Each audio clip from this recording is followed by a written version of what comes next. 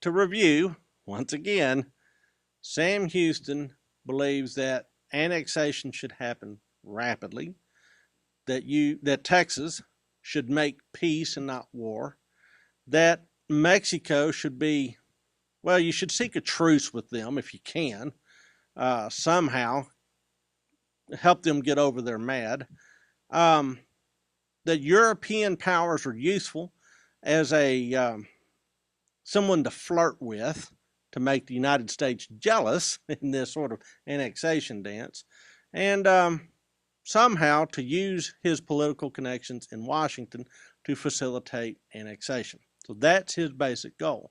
So what we're going to talk about now is the Texas Navy, of course. All right, for starters, you got to understand that there's two Texas Navies. So let's take them in order. The first Texas Navy is authorized by the General Council in 1835 and actually plays a role in the Texas Revolution. They keep open the sea lanes between New Orleans and the Texas coast, and actually end up raiding the Mexican coast a couple of times.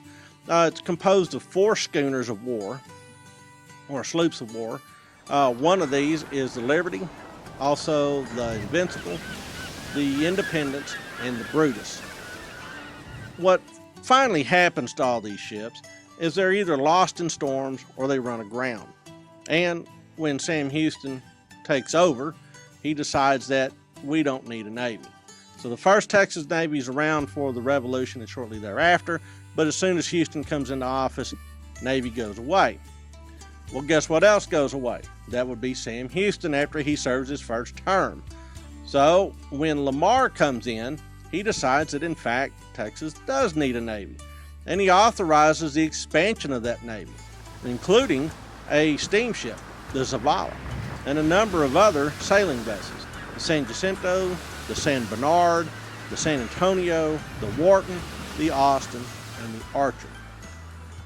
Well, to help pay for this fleet, Texas leases it out to its ally, and this would be the separatist movement in the Yucatan Peninsula.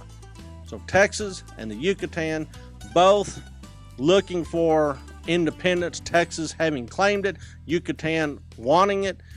They decide that they have common cause, and the Texas Navy will help.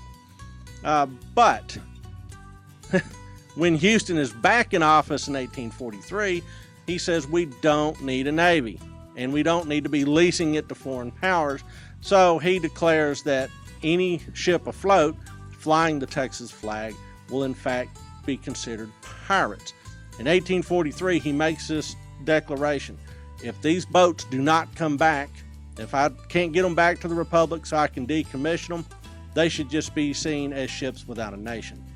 Well, these ships without a nation, in fact, fight several pitched naval battles on behalf of the Yucatecans, including the only sailing ship victory over steam-powered vessels off the coast of Veracruz. Well, when the ships come back, those that are not lost at sea from storms or repossessed by creditors or run aground by accident, they're laid up and allowed to essentially deteriorate.